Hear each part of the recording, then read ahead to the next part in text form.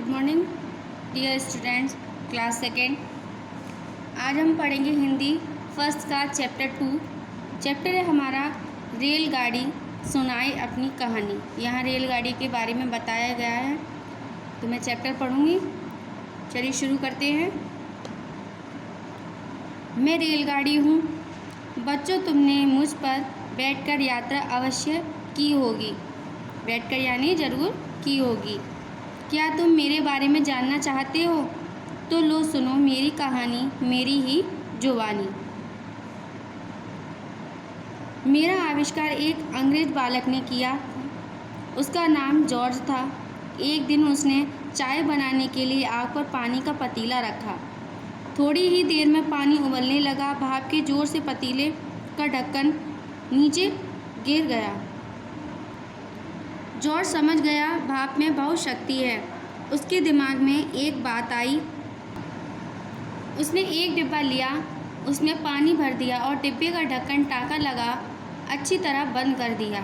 फिर उसने डिब्बे को अंगीठी के साथ जोड़ दिया। अंगीठी के नीचे छोटे छोटे 4 पहिए लगा दिए और अंगीठी में आग जला दी।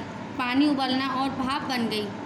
पानी उबला और भाप बन गई। डिब्बा बंद होने के कारण भाप बाहर ना निकल सकी।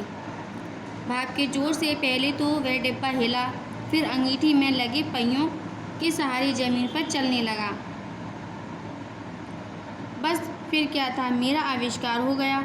जॉर्ज ने भाप की शक्ति को रोककर रेल के इंजन का आविष्कार कर डाला। जब इंजन चलने लगा तो उसके पीछे लकड़ी के डिब्बे लगा दिए। इंजन उन डिब्बों को खींचकर आगे ले जाने लगा। बच्चों, इस प्रकार मेरा जन्म हुआ। यह तो तुम भली प्रकार समझ ही गए होंगे कि मैं भाप से चलती हूँ। मेरे अगले भाग में कोयले जलाए जाते हैं, पर अब मेरा स्वरूप बदलता जा रहा है। अब मैं डीजल और बिजली से भी चलती हूँ। बिजली से चलने के कारण मेरी गति भी बहुत बढ़ गई है। अब मैं कई बड़े शहरों में शताब्दी एक्सप्रेस के नाम से जानी जाती हूँ। इसमें यात्रियों को खाने पीने की वस्तुएं भी मिलती हैं। मेरे रूप और आकार में नित्य एवं परिवर्तन आ रहे हैं। अब मेरे डिब्बे में बैठकर यात्रा करना बहुत आरामदायक हो गया है। कोलकाता और दिल्ली में मुझे मेट्रो के नाम से भी जाना जाता है।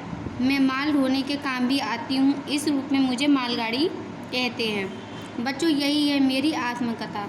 तो इस चैप्टर में आपको रेलगाड़ी के बारे में बताया गया है कि पहले रेलगाड़ी कोयले से चलती थी, अब नए आविष्कार ऐसे ही परिवर्तन आते गए और फिर बिजली से और डीजल से रेलगाड़ी चलने लगी, जिससे कि उसकी गति भी बहुत तेज़ हो गई है। बहुत से शहरों में एक्सप्रेस के नाम से भी जानी जाती है रेलगाड़ी। दिल्ली में आपने देखा होगा मेट्रो के नाम से जानी जाती है। मालगाड़ी है। इसी के साथ आपका चैप्टर फिनिश होता है। इस चैप्टर को आप अच्छे से पढ़िएगा और समझिएगा। Okay, thank you.